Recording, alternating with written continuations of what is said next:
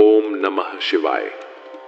श्री शिव महापुराण की आज की कथा में शिवजी और पार्वती जी के पुत्र स्कंद अर्थात कार्तिकेय द्वारा दैत्यों के वध के विषय में वर्णन किया गया है। स्कंद जी के चरित्र अत्यंत पवित्र हैं।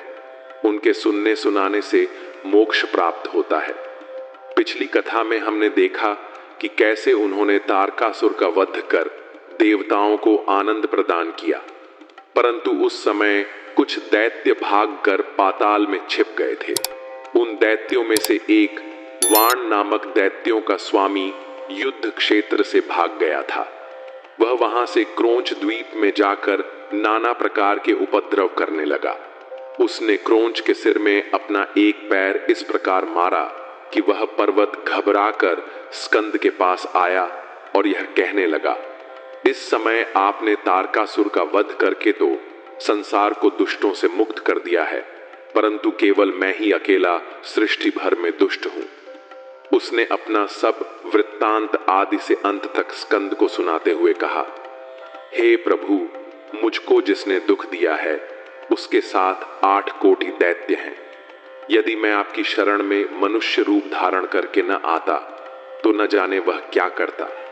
आपके सिवाय अब मेरा इस संसार में कौन रक्षक है। स्कंद ने दैत्यराज की यह कथा तथा उसका उत्पात सुनकर उसको मार डालने का विचार किया। तब उन्होंने सांग हाथ में लेकर शिव गिरिजा का ध्यान किया और वह सांग क्रोध में भरकर उस दैत्य की ओर चलाई। उस सांग के चलने से 10 दिशाओं में प्रकाश फैल गया।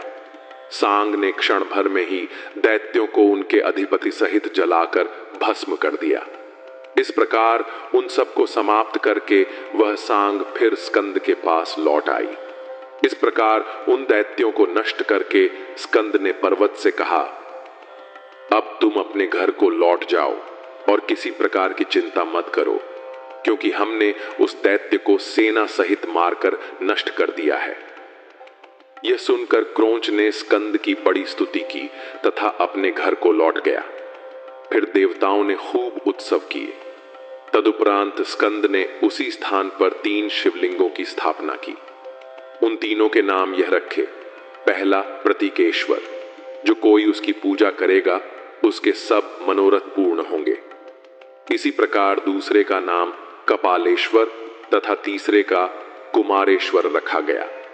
इन शिवलिंगों के लिए यह वरदान भी दिया कि इनकी पूजा से दोनों लोकों में सुख प्राप्त होगा। इसके पश्चात उसी स्थान के निकट स्कंद ने एक जय स्तंभ स्थापित किया। एक और शिवलिंग स्तंभेश्वर की भी स्थापना की, जिनकी पूजा करने से कार्य सिद्ध होते हैं। इसके अतिरिक्त देवताओं तथा मुनीश्वरों ने एक और शिवलिंग की स्थापना की, जिनका नाम रामेश्वर रखा गया। उसकी पूजा से प्रजा की सब कामनाएं सिद्ध होती हैं। जिस समय सब देवता तथा दैत्य लड़ाई में व्यस्त थे तथा दैत्य स्कंद जी का तेज न सहकर चारों ओर भागे, उनमें से वाण दैत्य का वृत्तांत तो हम कह चुके हैं। अब हम प्रलंबित के विषय में बताते हैं। वह दैत्य शेष जी के घर में जाकर 10 कोटि सेना सहित बड़ा उपद्रव मचाने लगा। उसने अनेक मंदिरों को नष्ट भ्रष्ट कर दिया। शेष जी के पुत्र ने प्रलंबित को स्वीकार कर लिया। तदुपरांत शेष जी के पुत्र कुमुद ने स्कंद की शरण में आकर स्तुति की तथा प्रलंबित को नष्ट करने के लिए स्कंद से विनती की। स्कंद ने यह सुनकर अपनी शक्ति को उठा लिया तथा शिवजी एवं गिरिजा का ध्यान कर दैत्य की ओर फेंक दिया। उस शक्ति के प्रकाश से संपूर्ण संसार प्रकाशित हो गया। तब उसने 2 पाताल लांघकर शीघ्र ही 10 करोड़ दैत्यों को प्रलंबित सहित मारकर भस्म कर दिया। वह शक्ति उन सब का नाश करके फिर उसी प्रकार स्कंद के हाथ में आ गई। तब स्कंद ने कुमुद से कहा, हमने अपनी शक्ति द्वारा प्रल का नाश कर दिया, अब तुम निर्भय होकर अपने घर को जाओ। शेष जी स्वयं तो स्कंद की सेवा में तत्पर रहे तथा कुमुद उनका आदेश पाकर वहां से लौट गया। तब देवताओं ने विविध प्रकार के उत्सव किए। समस्त देवताओं ने स्कंद की स्तुति करते हुए कहा, हे महाराज, आप तो अभी केवल 7 दिन के बालक हैं, तो भी इस प्रकार दैत्यों का नाश करते हैं, ये बड़ा आश्चर्य है। तथा जिस मार्ग से कुमुद नाग धरती को फोड़कर पाताल में गया था, वह सिद्ध कुल में प्रसिद्ध हुआ। जो वहां स्नान करते हैं उनके सब क्लेश मिट जाते हैं तथा अंत में वे कैलाश पर्वत में स्थान प्राप्त करते हैं। स्कंद जी के चरित्र अत्यंत पवित्र हैं, उनके सुनने सुनाने से मोक्ष प्राप्त होता है। ओम नमः शिवाय। श्री शिव महापुराण की आज की कथा में हम जानेंगे कि कैसे शिव जी ने मां पार्वती को गणपति व्रत की और चंद्रमा को अर्घ्य देने की संपूर्ण विधि बताई, जिसे करने से तीनों लोकों में सभी कार्य पूर्ण होते हैं। जब शिव जी और पार्वती जी विहार कर रहे थे और देवताओं ने अपने स्वार्थ के लिए उन्हें अलग कर दिया, तब गिरिजा अत्यंत क्रुद्ध हो गई। इस घटना के घटते समय शिव जी ने सब देवताओं से कहा, तुम लोग शीघ्र ही हमारे पास से भाग जाओ। ऐसा न हो कि गिरिजा इस बात को जानकर तुम पर क्रोध करें। यह सुनकर देवता वहां से भागे तथा शिव जी उनके भागने का चरित्र देखते रहे।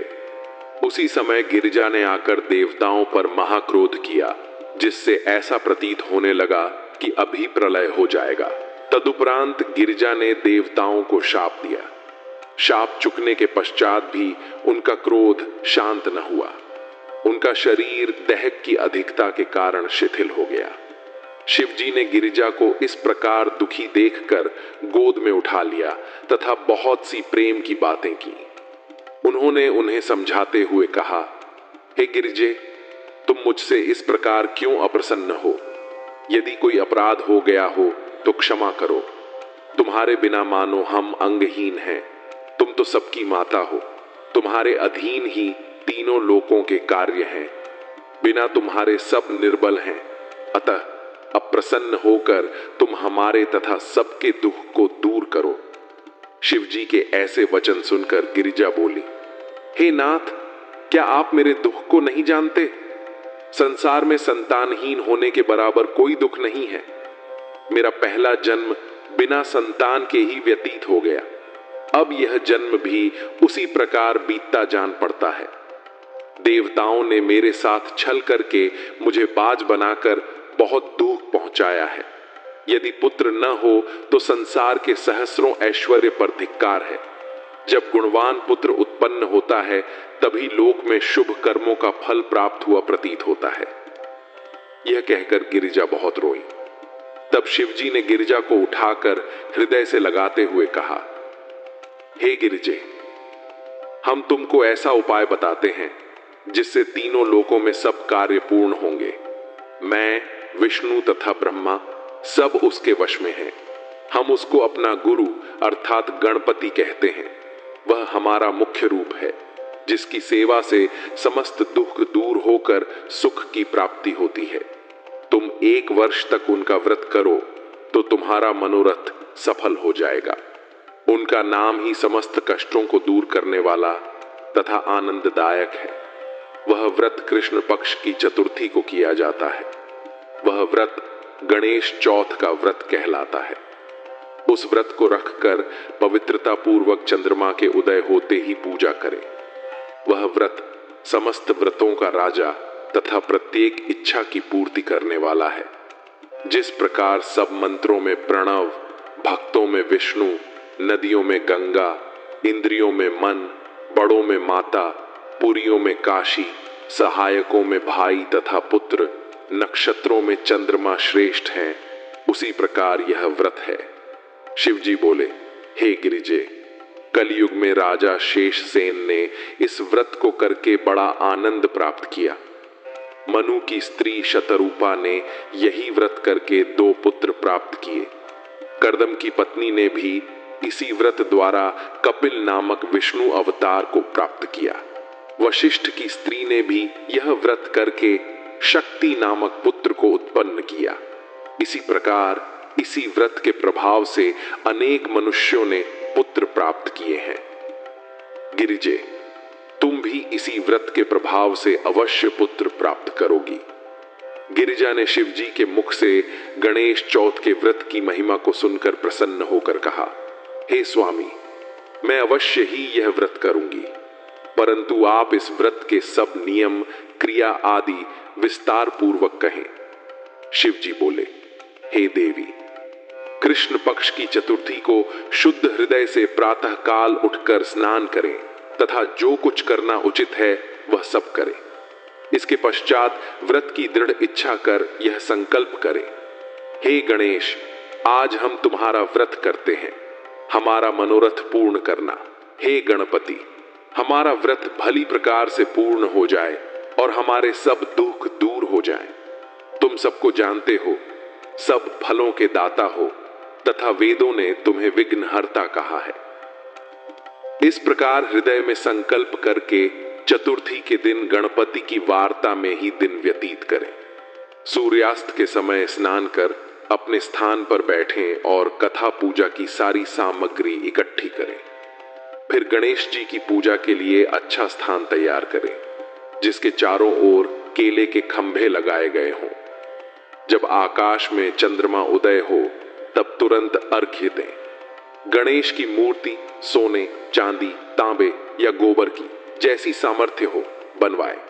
उसको शुभ स्थान पर रखकर कलश स्थापित करें, जिसके ऊपर दीपक रखा हो। इसके पश्चात ध्यान लगाकर षोडशोपचार से तथा पुए आदि से उनका पूजन करें। लाल फूल, वस्त्र, चंदन, कुशा आदि आगे रखकर आचमन कराएं। अच्छी स्तुति करके प्रेम मग्न होकर उनको प्रणाम करें। तत्पश्चात वही पुआ पूजन कराने वाले ब्राह्मण को खिलाकर दक्षिणा स्वरूप कुछ चांदी दें। यदि वह संभव न हो तो अपनी सामर्थ्य के अनुसार जो चाहे सो दक्षिणा दें। तत्पश्चात स्वयं भी मीठा भोजन करें। इस प्रकार जो गणेश का व्रत करते हैं उनकी मनोकामना पूर्ण होती है। हे गिरिजे, इसलिए तुम भी यह व्रत करो। शिव जी से यह सुनकर गिरिजा ने पूछा, हे नाथ, आपने गणपति के इस व्रत में चंद्रमा को अर्घ्य देने का जो वर्णन किया है उसका मुख्य कारण मेरी समझ में नहीं आता, इसलिए आप इस कथा को कहिए। शिव जी बोले, हे गिरिजे, जब ब्रह्मा ने हमारी आज्ञा को मानकर स्वर्ग जाने की इच्छा की तथा गणपति का एकाग्र चित्त होकर पूजन किया, तब गणपति ने उनकी पूजा से प्रसन्न होकर उनसे वरदान मांगने को कहा।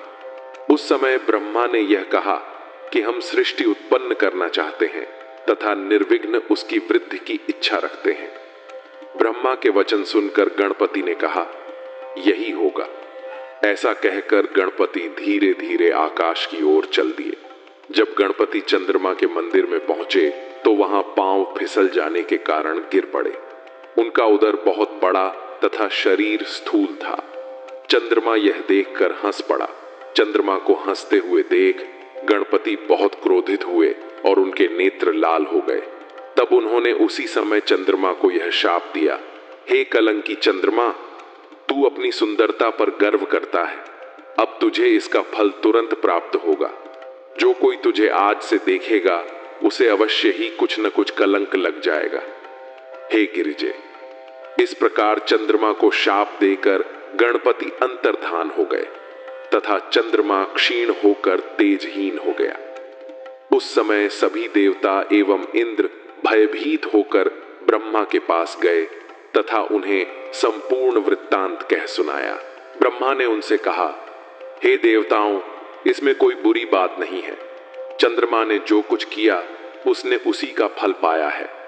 गणपति का शाप कभी झूठा नहीं हो सकता, इसलिए तुम सब गणपति की शरण में जाओ, निश्चय ही वे अपने इस शाप को शांत करेंगे। तब देवताओं ने ब्रह्मा से विनय की, हे ब्रह्मा जी, आप हमें वह उपाय बताइए जिससे गणपति प्रसन्न होकर इस शाप को शांत करें। यह सुनकर ब्रह्मा बोले, हे देवताओं, गणपति का व्रत कृष्ण पक्ष की चतुर्थी को किया जाता है। जो कोई इस व्रत को करता है उस पर गणपति प्रसन्न होते हैं। ब्रह्मा के ऐसे वचन सुनकर देवताओं ने बृहस्पति को चंद्रमा के पास भेजा और उसे गणेश चतुर्थी का व्रत करने के लिए कहा। तब चंद्रमा ने बृहस्पति द्वारा बताई गई विधि के अनुसार गणपति का व्रत आरंभ किया। उस व्रत के प्रभाव से गणपति चंद्रमा को क्रीड़ा करते हुए शिशु रूप में प्रकट हुए। चंद्रमा ने उन्हें देखकर प्रणाम किया और उनकी स्तुति की। तब गणपति ने प्रसन्न होकर कहा, हे चंद्रमा, हम तुमसे प्रसन्न हैं, तुम जो वरदान चाहो मांगो।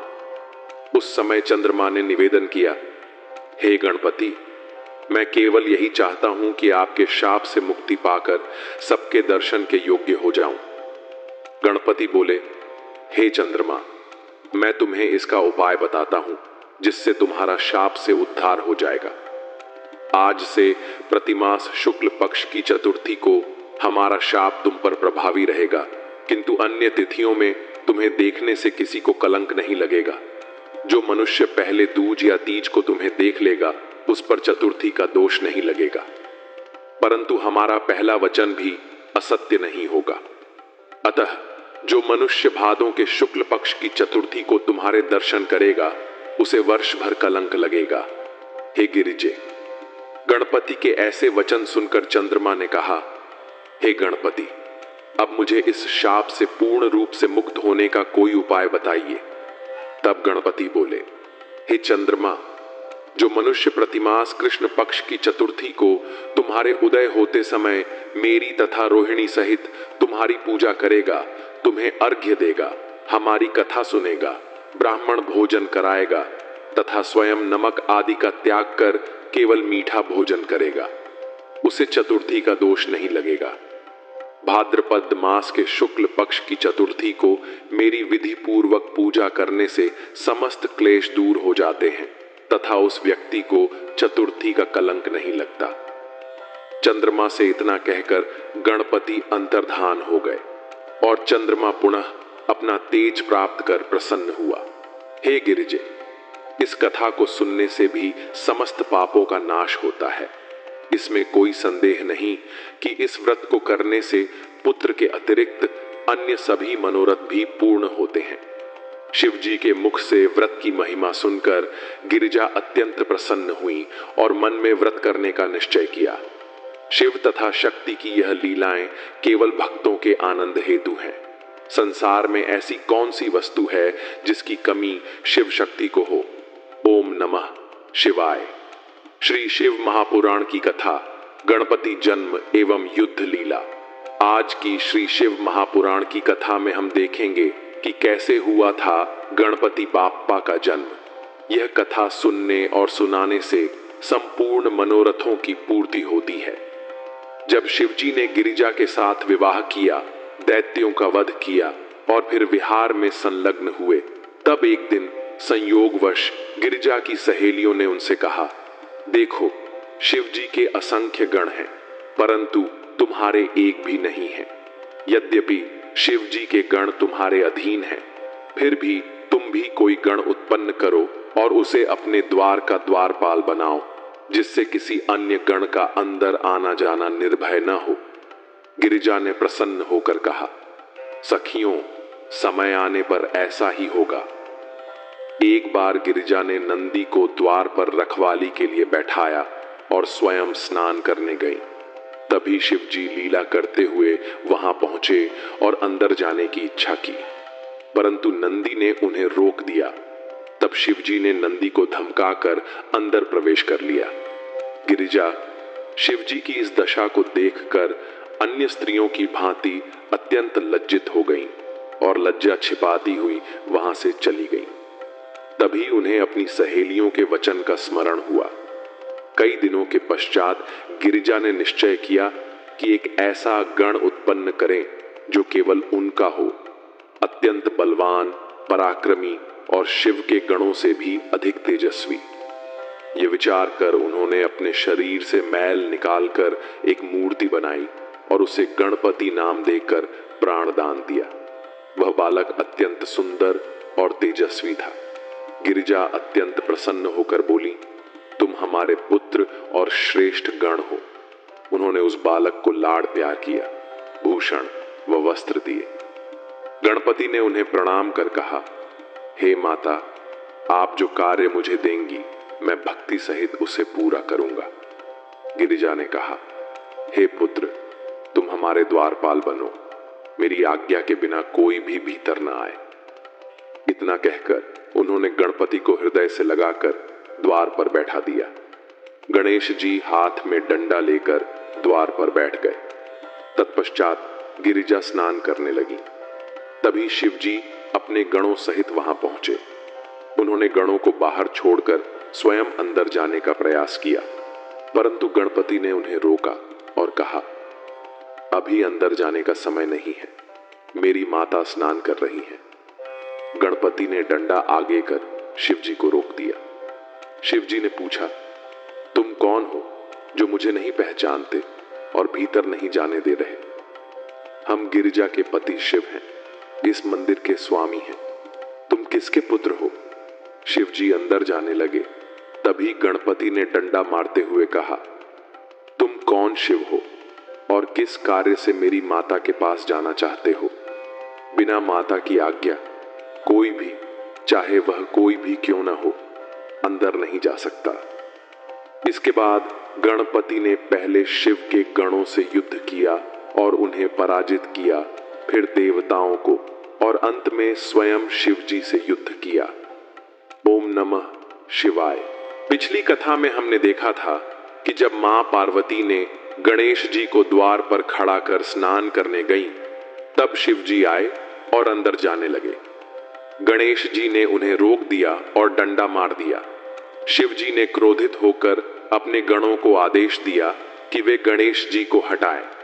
तब गणपति ने कहा, मेरी आज्ञा के बिना बलपूर्वक तुम्हारा भीतर जाना असंभव है।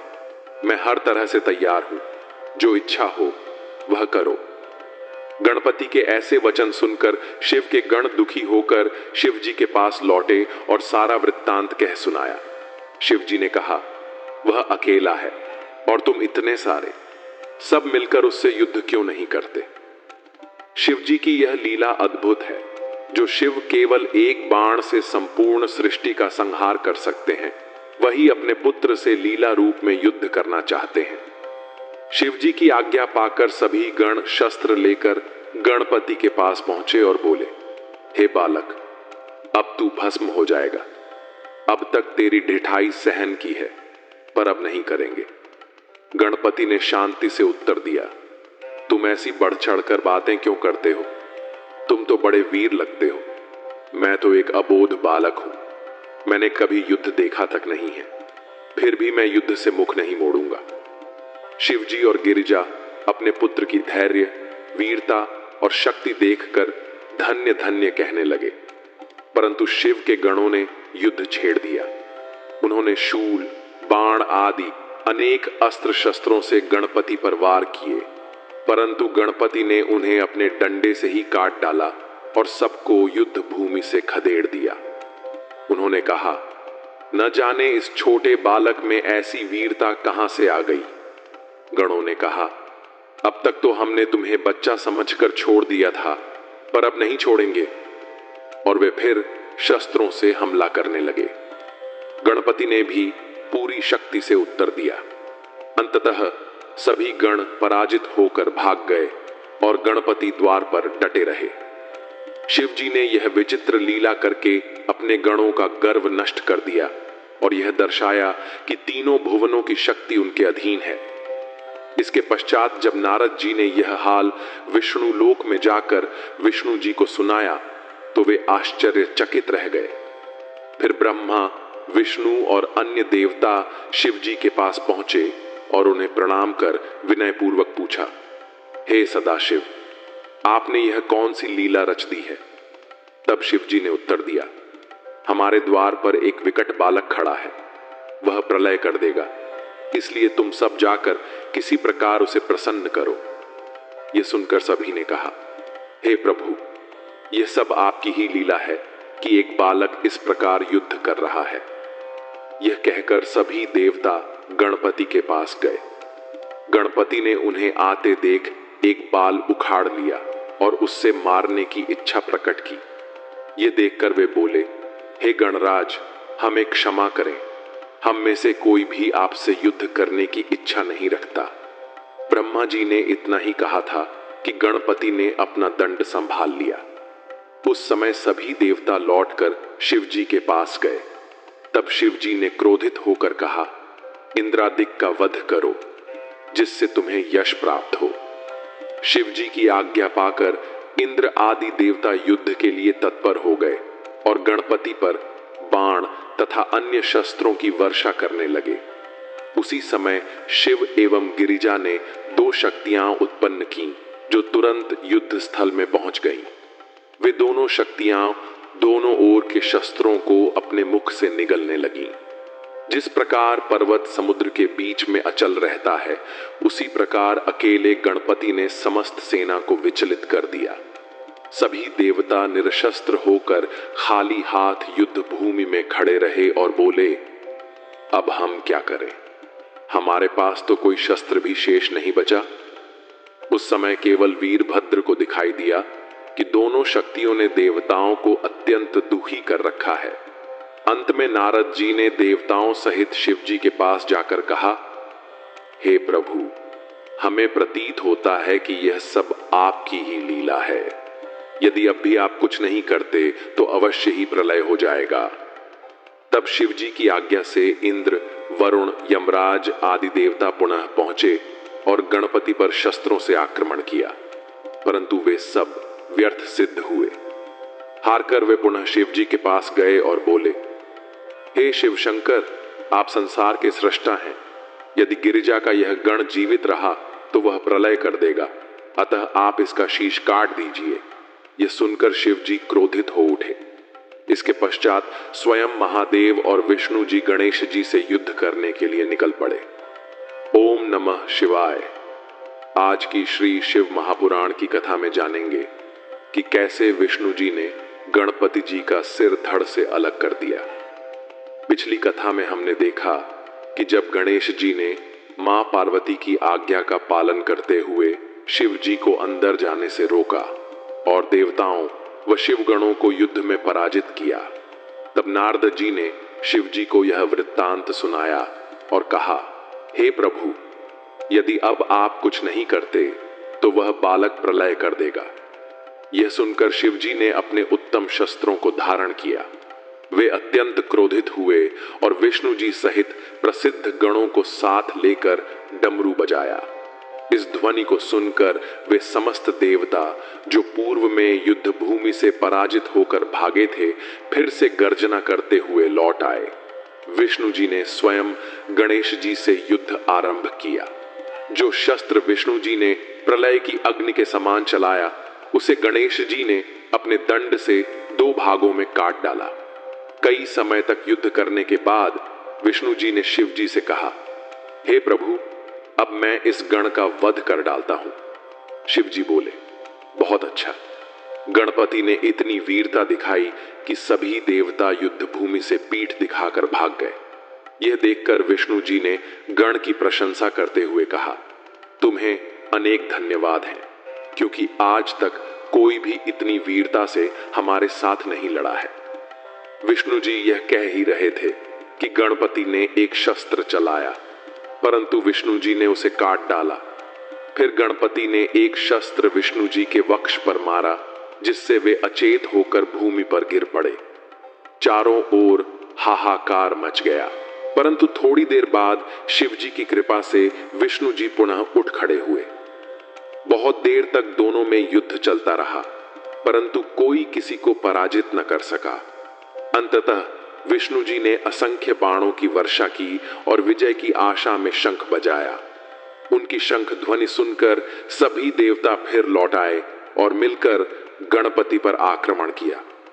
गणपति ने मां गिरिजा का स्मरण कर अपनी मुष्टिका से सभी शस्त्रों को निष्प्रभावी कर दिया और इतने वेग से शस्त्र चलाए कि वे दिखाई भी नहीं देते थे। पृथ्वी कांपने लगी, पर्वत हिलने लगे। ऐसा प्रतीत हुआ कि अब प्रलय निश्चित है। तब विष्णु जी ने समस्त संकट देख शीघ्रता से गणपति पर चक्र से आक्रमण किया और उनका सिर धड़ से अलग कर दिया। यह देखकर ब्रह्मा और अन्य देवता निर्भय होकर अत्यंत प्रसन्न हुए और शिव जी की स्तुति करने लगे। तब नारद जी ने गिरिजा से सारा युद्ध विस्तार से कहा, हे गिरिजे, देखिए देवता कितने दुष्ट हैं, जिन्होंने आपके पुत्र का वध निर्दयता से कर डाला। उन्होंने आपके तेज और प्रताप का कोई विचार नहीं किया। अब आपको अपने तेज से उनका उत्तर देना चाहिए, जिससे वे अपने कर्मों का फल पावें और आपकी कीर्ति बनी रहे। गिरिजा ने गणपति की दुर्दशा देखकर शोकाकुल होकर विलाप किया और अपने शरीर से अनेक शक्तियां उत्पन्न की, यह सोचकर कि अब इन शक्तियों के द्वारा देवताओं की पूरी सेना का संहार कर दूंगी।